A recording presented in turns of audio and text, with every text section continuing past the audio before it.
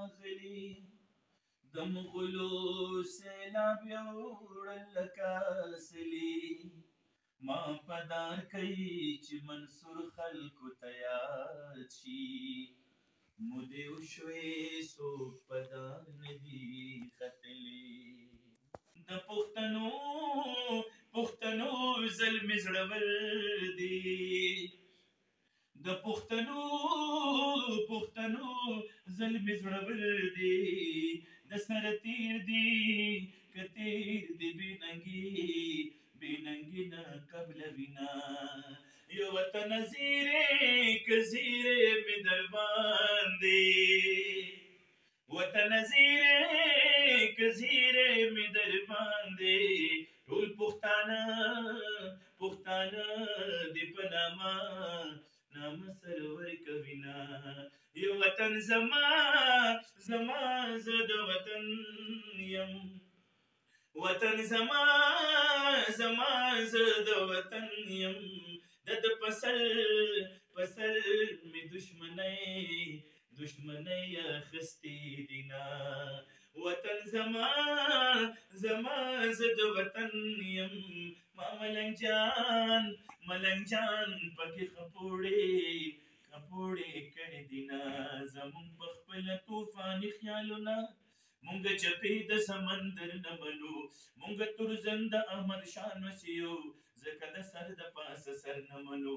مونږ له جنګ هله مزه راکوي چې مو په غاړه کې ګریوان سیرې شي سوځېږو تاو لکه لمبه راکوي یا چې سالمو د جانان سیرې شي مونږ د چا په ملک حملې نه کوو خو په افغان څه کم لور نه منو مونږ پښتون د مرچان یو ځکه د سر د پاسه سر نه منو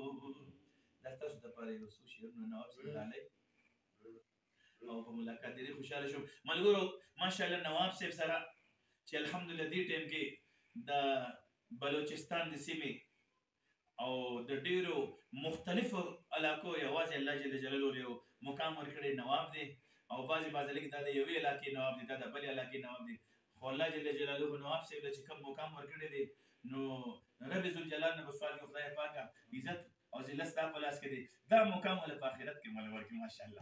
او په ملاقات یې ډېر زیات خوشحاله شو او امید کوم چې دا نننۍ ملاقات به زمونږ د نواب صاحب داسې وي رب ذوالجلال نه به دا غواړو خدای پاکه د داسې حضراتو دې ملک ته ضرورت دی د داسې حضراتو دې ملک ته ضرورت دی د داسې حضراتو دې وطن ته ضرورت دی د داسې حضراتو دې مسلمانانو تاجزانو ته ضرورت دی خدای پاکه دې حضراتو له توفیق ورکړي چې د پوره امت د هدایت ذریعه وګرځي او د دې وطن د دې پریوتو خلکو د خوشحالو د ژوند د بدلون سبب وګرځي الله جل جلاله نواب صاحب زموږ ستاسو د ملاقات د خپل رضا سبب وګرځي او داس په دعا تاسو دپاره خدای دې د هر قسمه د بد نظره د بدو سترګو او د شرپسندو عناصرو نه په امان وساته رب ذوالجلال دې ستاسو دا سوري په دې علاقه باندې دغه شان قایم او دایم وساتي او رب ذوالجلال د هر قسمه دشمن نه په امان وساته او ستاسو دا سور دی الله جل جلاله دغه شان ستاسو دا کم اخلاق دي ستاسو دا مینه ده ستاسو محبت دی او د دې وطن لپاره پکې ستاسو د په زړه کې دا کم درد دی او بیا د اسلام لپاره ستاسو په زړه کې دا کومه جذبه ده رب ذوالجلال دې دا دغه شان تل قایم او دایم وساتي وصلی الله تعالی علی خیر خلقه محمد و آله وصحبه اجمعین برحمتک یا ارحم الراحمین.